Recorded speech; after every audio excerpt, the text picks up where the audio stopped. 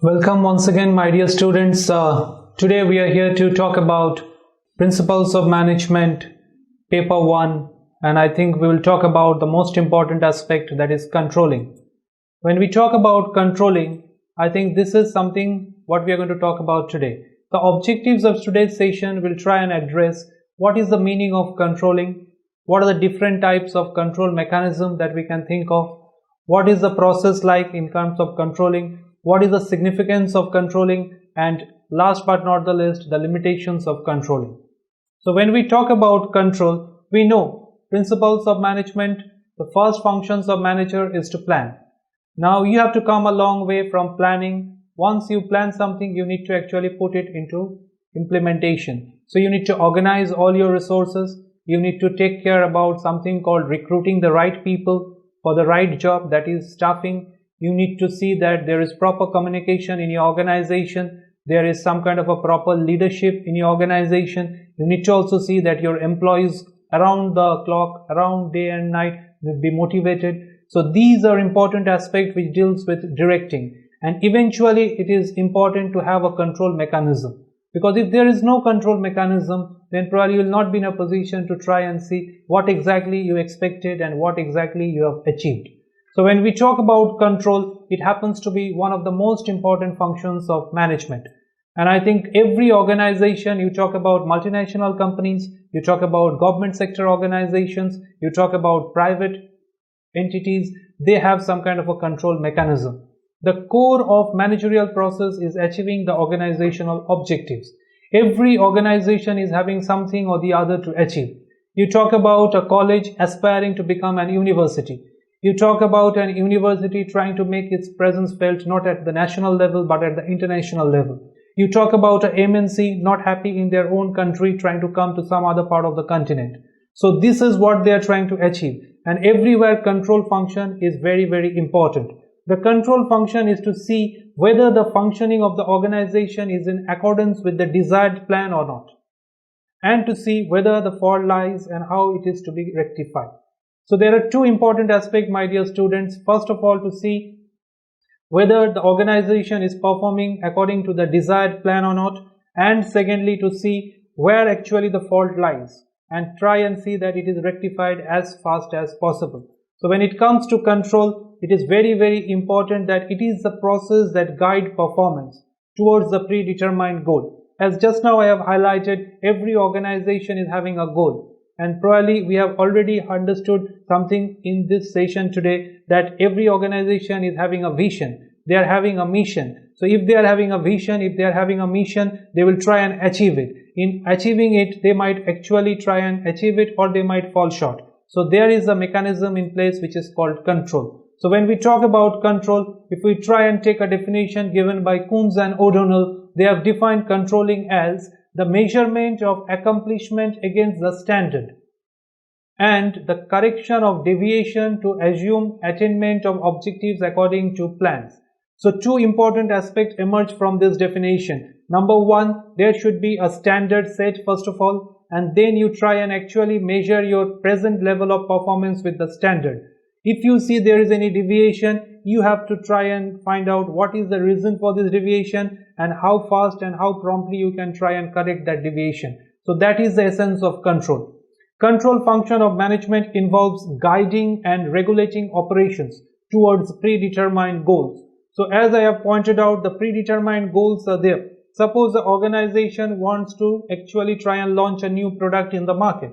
So they are having a predetermined goal. Okay, by the start of the next financial year, say 1st of April, we are going to launch a new product in the market. Now they have to try and see how far they are actually on track in launching that new product, where all they are falling short. So that is what we are trying to find out. So control mechanism is everywhere, where we talk about new product development, opening of a new branch or whatever, maybe finishing up a new project. So everywhere you will see control mechanism is important. A good control system, it provides information to the manager which is very useful for taking various decisions. In today's large organizations, huge amount of capital is invested and many people are employed. In order to coordinate their activities, an efficient system of control is necessary. You talk about big companies. I think all the IT companies, the leading names for that matter, if you take, they are having large number of employees. They are employing a lot of people as well as a lot of money are invested there. So everywhere control mechanism is required. Next important thing is control will also check that mistakes are not repeated in future. And I'll try and say something that people who make no mistakes are those who do nothing. Yes, if you are trying to do something, often what happens, you are going to make some error. But control will help you. It will also have a check that mistakes are not repeated in future. You don't end up repeating the mistake again and again. So that probably organization is not going to anticipate and they are not going to give you that opportunity. So control mechanism is very important. Control is the basic to decision making. The process is completed when the management takes corrective action. And I think this is very, very important thing. If you see there are a lot of people remaining absent or there are a lot of people who are coming late to your company. Okay, fine. There got to be some kind of a control mechanism. Once or twice this might be allowed. But there got to be some kind of a policy in place that this will try and check the actual late coming people. Similarly, when it comes to organizational leave, each employees might have different categories of leave. Now, if you take too many leaves, then there got to be some kind of a control mechanism. So this is also very relevant in today's context. Now, my dear students, how will you make control effective? To make control effective, the manager should take certain steps. The first and foremost thing is we should have a well-defined performance standards. First of all, every employee of the organization should be known. They should be told that this is the performance standard we expect. Second one, the standards are to be realistic and achievable. Say for example, take the case study of a marketing department of a FMCG company like Hindustan Unilever. Say for example, they are trying to achieve a certain sales target. The sales people are given a sales quota. Now the sales manager will allocate a territory. They will allocate some kind of a quota for the sales people. Now the question is whether that quota, the standards are realistic and achievable or not. Now that is the important question. The third important thing, the standards are to be established in consultation with employees. So this is the example what I was trying to give. If you are having something called a standard setting for your salespeople, the target, you should first of all see how far realistic it is. Second thing, you need to try and consult it with your team members, with your juniors, with your subordinate, and try and see that they also try and connect with it. They agree to it. Then chances of actually achieving it are much higher. The employee should have a clear understanding about the standard set. So everywhere in the organization, irrespective of whether it's a marketing department, you take the example of a production department. The production manager might set a standard. This many units we are going to produce within the day or maybe within the next month. So this should be actually communicated to the people who are actually operating the machines so that they are also agreeing to it and they will try and achieve it. So this is what probably we are saying, in a way control will become effective in that organization. The most important thing are different principles of a good control system. Every control system, if you see, are based on certain kind of principles. The first and foremost, my dear students, is emphasize on objective. Every organization has to achieve certain objective and control is to be designed to suit the need of the organization. The second important thing, fixing of responsibility. The responsibility for exercise of control should rest with the manager charged with the implementation of the plans. What do we mean by this? Every individual should know his or her responsibility. The term accountability, responsibility as well as authority goes hand in hand. So we should always remember this when we'll try and have a good control system in place in our organization. The next important point to make control or principle of effective control is prompt reporting. An ideal control system should be able to detect deviation promptly. As soon as you see some kind of a deviation happening in your organization, you should be very prompt, very fast in identifying it. And not only just identifying it, but it should be reported to management concerned immediately so that necessary action can be taken at the earliest. Otherwise, what happens? It will lead to some kind of a costly delay in terms of time, in terms of resources, in terms of money. So I think these are things what happens. Control mechanism is very important. I'll try and give a case study here. We all know about the famous brand which is called Maggi. Recently we came across a controversy. There are a lot of noise in the media as well as a lot of people actually found that there are certain things in that product which are not good for public consumption. So what happened? The management instantly withdrew all the packets of Maggi from the market. So means what? It's a prompt kind of action that has been taken as soon as deviation in terms of quality was detected. So that is what probably we are trying to make the point here. If you look at the next important principle is about flexibility. A good control system must be responsive to changing condition in the business world. The environment is changing. Both the micro and the macro environment probably is changing every day. Now you need to be flexible to adjust to changing circumstances. So in order to have a good control mechanism, it should be flexible. Next one, we talk about direct control. What do we mean by direct control? The control system should be designed to maintain direct contact between the manager and the subordinate. The first level boss is important because he has direct knowledge of performance.